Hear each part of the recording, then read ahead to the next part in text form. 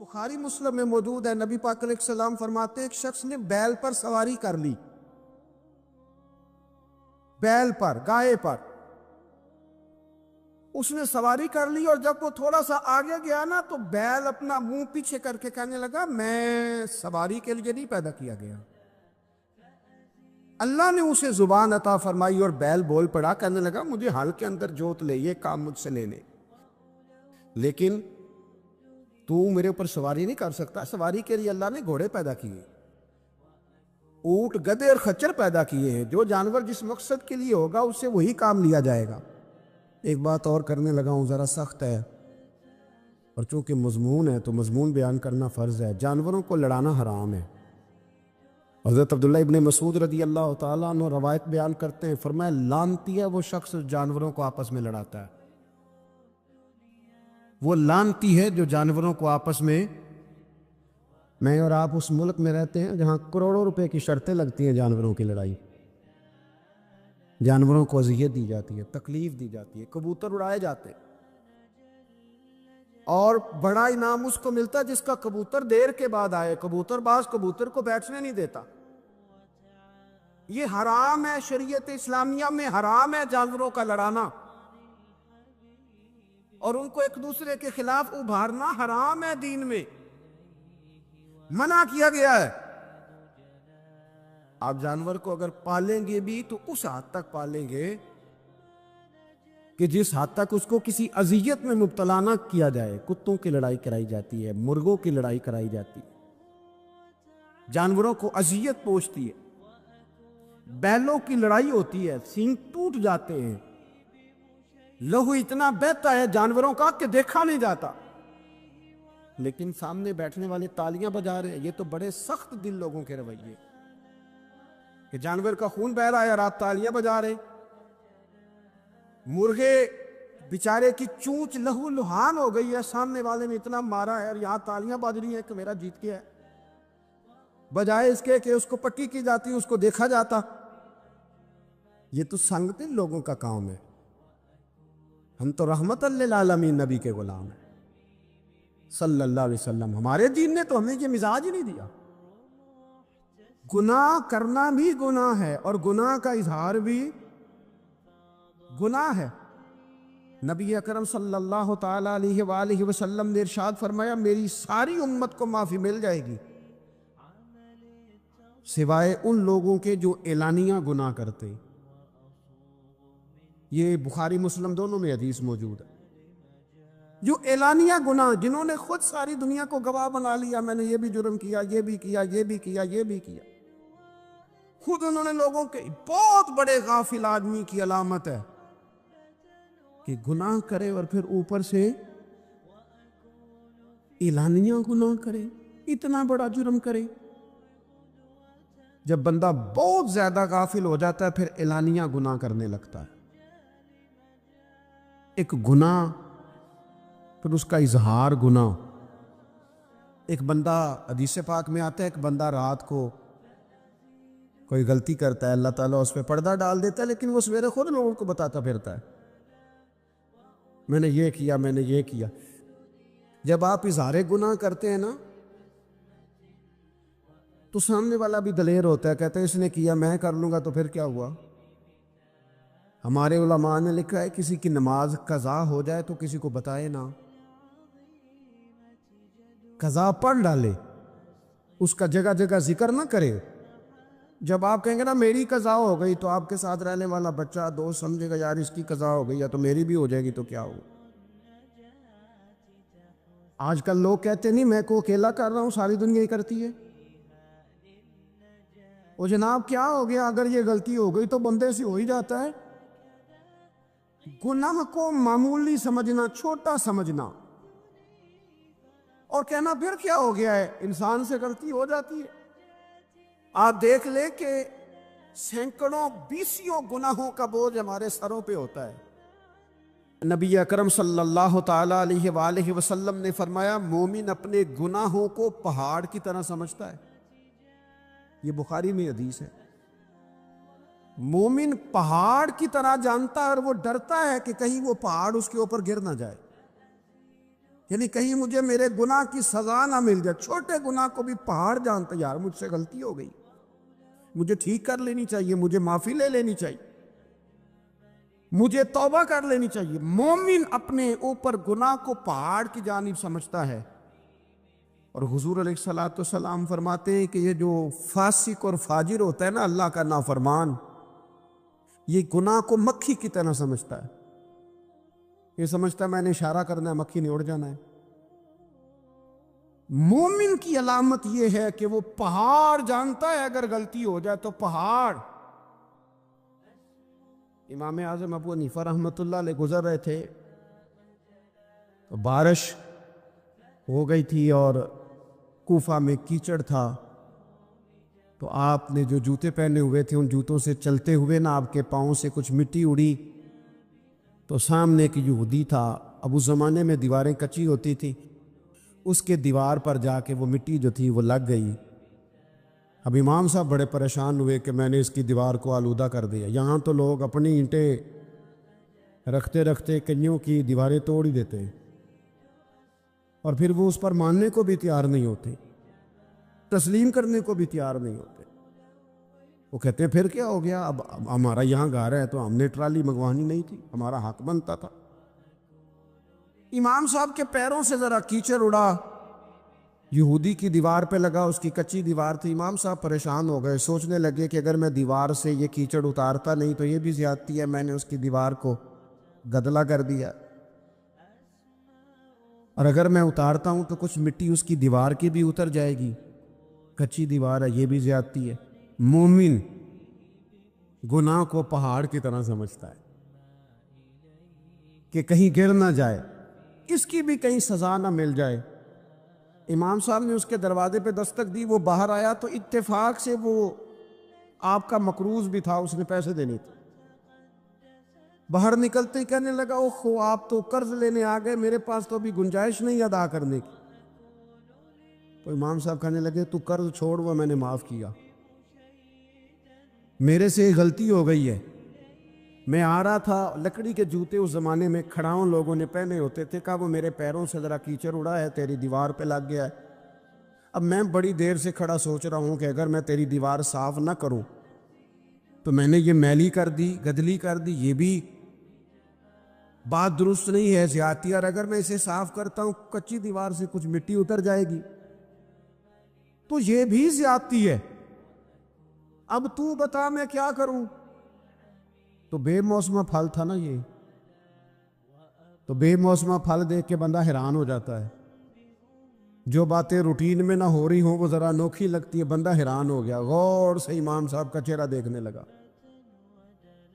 غور سے چہرہ دیکھنے لگا. ابھی تھوڑی دیر سوچنے کے بعد کہنے لگا حضور پہلے میں نے دین اسلام کے بارے میں پڑھا اور سنا تھا, آج میں نے دین دیکھا ہے. پہلے میں نے سنا تھا کہ دین اسلام اس طرح کا ہے, آج میں نے دین. ہم نہ پوری دنیا کے کافروں کو دین سنانا چاہتے ہیں, دکھانا نہیں چاہتے. ہم نیک نظر آنا چاہتے ہیں, نیک بننا نہیں چاہتے. ہم نیک نظر آنا چاہتے ہیں. نتیجہ کیا نکلتا ہے کہ کچھ عرصے کے بعد پتہ چل جاتا ہے بندہ کس لیول کا نیک ہے, کیا معیار ہے اس کی نیکیوں کا. کہنے لگا حضور پہلے میں نے دین سنا تھا, آج دیکھا ہے. آپ وہ مٹی کی دیوار پر جو کیچڑ لگ کے ہے, دیوار کو بعد میں صاف کیجئے گا, پہلے کلمہ پڑھائیں تاکہ میرے اندر کا کفر صاف ہو جائے. اب مجھے مسلمان کر دیں, کچھ کام کریں اور جلدی سے کریں. حضرت جابر ابن عبداللہ انصاری رضی اللہ تعالیٰ عنہ بیان کرتے ہیں, یہ بھی بخاری میں موجود ہے. کہتے ہیں ایک صحابی نا نبی پاک علیہ السلام کی بارگاہ میں حاضر ہوئے غزوہ احد کے موقع پر, اور حال ان کا یہ تھا کہ وہ کھجور کھا رہے تھے, اور کھجور انہوں نے منہ میں رکھی ہوئی تھی. حضور کی بارگاہ میں حاضر ہوئے اور عرض کرنے لگے یا رسول اللہ صلی اللہ تعالیٰ علیہ وسلم اگر میں شہید کر دیا جاؤں تو کہاں جاؤں گا. حضور فرمانے لگے جنت میں. تو کہتے ہیں انہوں نے جو کھجور منہ کے اندر تھی نا وہ انہوں نے نگلی نہیں, اندر نہیں لے گئے, اس کو باہر نکالا اور دوڑ کے آگے بڑھے اور جنگ کرنی شروع کر دی اور لڑتے لڑتے شہید ہو گئے۔ کیا سبق دیا انہوں نے؟ سبق یہ دیا کہ نیکی کرنے میں اتنی دیر بھی نہیں کرنی جتنی کھجور کھانے میں دیر لگتی ہے۔ جلدی سے نیکی کرنی ہے، فٹافٹ نیکی کرنی، اس کے اندر ٹال مٹول نہیں کرنا۔ اسی وقت انہوں نے کھجور باہر نکال دی، دوڑ کے انہوں نے۔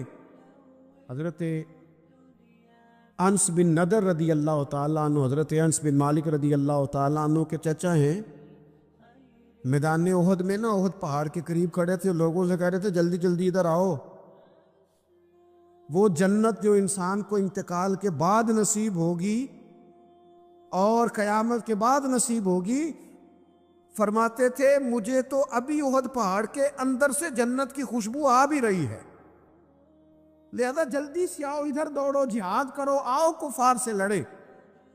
تو نیکی میں دیر نہیں کرنی، جو نیکی میسر آتی ہے، جس کو میسر، ماں باپ میسر ہیں تو خدمت کر لے، اہل خانہ ہیں تو اس نے سلوک کر لے، اللہ نے اولاد دی ہے تو اچھی تربیت کر لے، دوست ہیں تو خیر خواہی کر لے، اگر آپ کو اللہ رمضان عطا کرتا ہے تو زیادہ سے زیادہ اس کی عبادت کر لیں، اگر نظر ٹھیک ہے تو تلاوت زیادہ سے زیادہ کر لیں، زبان چلتی ہے تو رج رج کے مدینے والے محبوب پہ درود و سلام پڑھ لیں، اللہ تعالیٰ کا ذکر کر لیں، جلدی سے خیر جمع کریں، اپنے وقت کو ضائع نہ کریں۔ یہ آج کا سبق ہے۔ ایک تو ہم نے فیصلہ کرنا ہے کہ بس غفلت نہیں، اب غفلت اب انشاءاللہ اللہ اللہ کرنی ہے، اب کوئی خیر کا کام کرنا ہے۔ میرے حضرت کا ایک جملہ کبھی نہیں بھولنا، فرمایا کرتے تھے زمین کے اوپر کام، نیچے جا کے آرام۔ یہ چھوڑ دیں اتنے گھنٹے سونا ہے تو یہ کرنا ہے تو میری نیند میں دخل کوئی نہ ڈالے، پھر سوتے ہی رہ جائیں گے، سوتے ہی رہ جائیں۔ زمین کے اوپر کام اور نیچے جا کے جاگنا ہے، جاگ لے افلاک کے سائے تلے، پھر حشر تک سوتا رہے گا خاک کے سائے تلے۔ اب جاگ لے افلاک کے سائے کے نیچے، جاگ، کھول آنکھیں، ہر وقت کا سونا، ہر وقت سونا، ہر وقت جو اپنے آرام کی فکر کرنا، اس سے نکل آئیں، اور اچھا کھانا اور اچھا پہننا اور بس اپنی مرضی کی زندگی من چاہی جینا، اس سے پار آئیں۔ فیصلہ کریں، فیصلہ کہ اب غفلت نہیں کرنی۔ اگر اللہ نے کوئی صلاحیت دی ہے تو اسے دین کے کام پہ لگانا، کوئی ڈیوٹی کرنی ہے، کوئی خدمت کرنی ہے۔ دیکھو خدمت ہی ہو رہی ہیں، صدیق اکبر مال دے رہے ہیں، عثمان غنی مال دے رہے ہیں، مولا علی نے تلوار پکڑی ہے، میدان میں جا رہے ہیں، فاروق اعظم گلی گلی نگر نگر رسول اللہ کے دین کی پہرے داری کر رہے ہیں، حضرت جناب سیدنا سلمان فارسی ابو ذر غفاری حضور کی مسجد میں جھاڑو دے رہے ہیں، اور بلال حبشی وہ نبی پاک کی مسجد میں اذان پڑھتے پڑھتے پڑھتے پڑھتے رب نے اتنا عروج فرمایا کہ کعبے کی چھت پہ کھڑے ہو کے بھی اذان پڑھنی شروع، انہوں نے اذان دے۔ تو کوئی کام کرنا ہے، غفلت کو توڑنا ہے اور نیکی کرنی ہے، ذرا جلدی جلدی خیر کا کام کرنا ہے، یعنی ایسے نہیں فٹافٹ۔ کیسے جی؟ فٹافٹ۔ تو فٹافٹ کام کریں خیر کا، جلدی جلدی۔ تو یہ خیر کا کام فٹافٹ، جلدی جلدی اور بڑی جلدی اور دوڑ دھوپ کے، اور جب آپ کرتے جائیں گے نا تو پھر اللہ تعالیٰ مواقع بناتا جائے گا۔ اس لیے نبی پاک صلی اللہ تعالیٰ علیہ وسلم نے فرمایا دو نعمتیں ایسی ہیں جن میں اکثر لوگ غفلت میں ہیں، ایک صحت اور دوسری فراغت۔ لوگ بلا وجہ وقت ضائع کرتے ہیں، اللہ نے صحت دی ہے کسی خیر کے کام میں لگائیں۔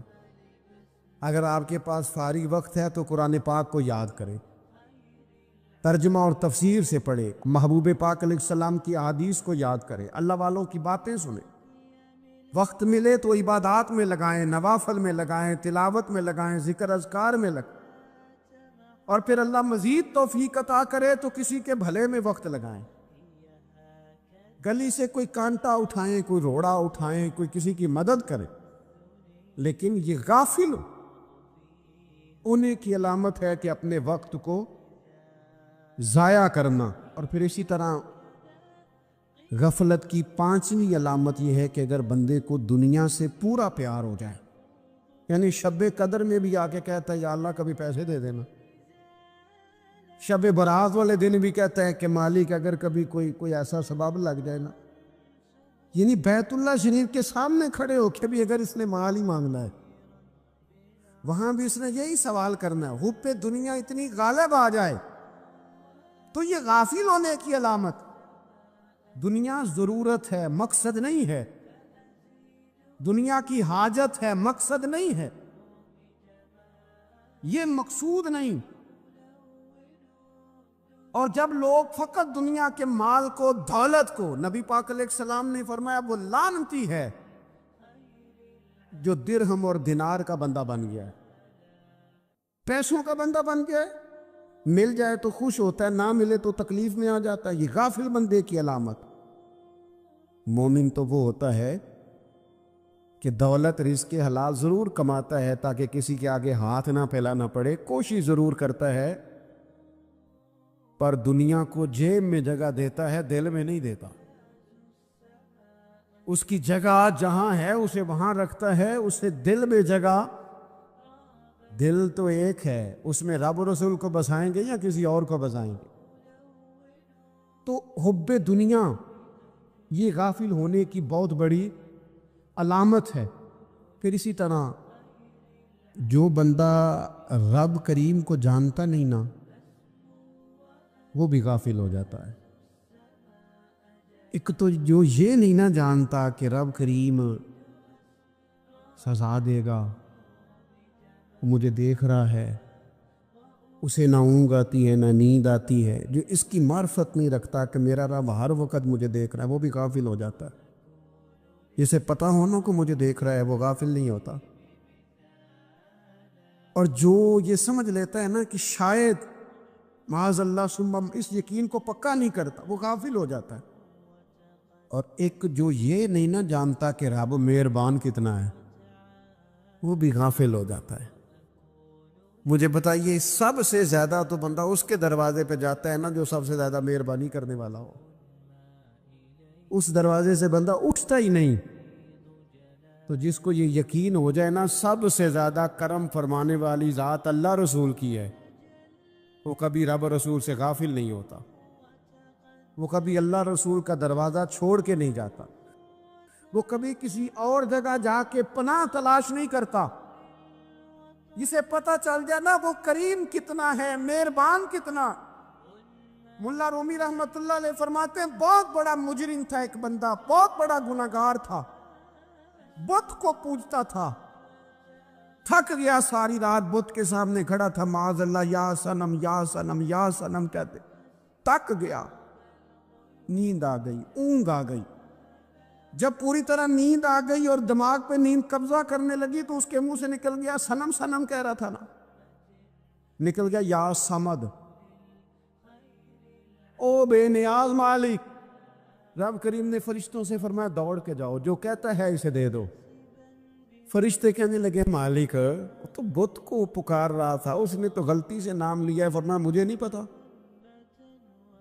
لیکن دیکھو نا اس نے مجھے پکارا تو ہے نا، کتنی دیر سے جھوٹے کو پکار رہا تھا، اس کا معاملہ حل نہیں ہوا، اب اگر سچے کو پکارنے پہ بھی حل نہ ہوا تو فرق کیا رہ جائے گا؟ دے دو جو مانگتا ہے، دے دو۔ میرے دوست گر پتہ چل جائے وہ کریم کتنا ہے، وہ مہربان کتنا ہے۔ میرے رسول پاک علیہ الصلوۃ والسلام نے تو فرمایا تیری آنکھ سے اگر اس کے خوف سے اتنا آنسو بھی نکل گیا جتنا مچھر کا پر ہوتا ہے، تو جس طرح بھینس کے تھنوں سے نکلا ہوا دودھ واپس تھنوں میں نہیں نہ جاتا، جو اتنا بھی روئے نہ روئے اللہ کے خوف سے، وہ بندہ دوزخ میں نہیں جائے گا۔ تھوڑی دیر کے لیے ڈر جائے اپنے رب سے، آئے تو صحیح۔ عدم معرفت غفلت پیدا کرتی ہے، تو آ تو صحیح، وہ تو کریم ہی بڑا ہے، وہ تو مہربان ہی بڑا ہے۔ حضرت زنیرہ رضی اللہ تعالی عنہ حضور کی صحابیاں ہیں. ایام جو مکے کے تھے مسلمانوں پر بڑی آزمائش کے تھے. انہیں بڑا مارا کفار نے، اتنا مارا کہ ان کی بینائی چلی گئی، نظر آنا بند ہو گیا. کافروں کی عورتوں نے تانا دیا کہ تو نے ہمارے بت چھوڑے ہیں نا، تو دیکھنا تیری بینائی چلی گئی. تو جناب زنیرہ اللہ پہ بھروسہ، توکل، معرفت الہی کا جذبہ، اٹھ کے کھڑی ہو کہنے لگی چپ کرو، تمہارے جھوٹے بت کیا کر سکتے ہیں، میرا رب چاہے تو صبح جب میں اٹھوں تو میری آنکھیں روشن ہو، اگر کریم کرم کر دے. لوگ کہتے واقعی ایسا ہوا، جب وہ سویرے اٹھی تو اللہ نے ان کی روشنی واپس کر دی تھی. تجھے پتہ چل جانا وہ مہربان کتنا ہے. وہ ایک بزرگ تھے تو ان سے کسی نے کہہ دیا کہ اگر آپ کا حساب آپ کے ماں باپ کے ذمہ ہو جائے تو پھر کیسا، پوچھنے کے لیے قیامت میں اگر ماں باپ حساب لیں تو پھر کیسا. تو بڑے سیانے لوگ تھے جو دل والے تھے، کہنے لگے نہیں، رب کریم ہی ٹھیک ہے، اس لیے کہ وہ ماں باپ سے کہیں بڑھ کر پیار کرنے والا. اگر یہ معرفت مل جائے وہ کریم کتنا ہے. اور جب بندہ پوری طرح اس کی بارگاہ میں آ کے تڑپ جاتا ہے نا، مولا میں جاؤں کدھر، تیرا دروازہ چھوڑ کے جاؤں کدھر. اقبال کہتے ہیں وہ ایک سجدہ جسے تو گراں سمجھتا ہے، 1000 سجدوں سے دیتا ہے آدمی کو نجات.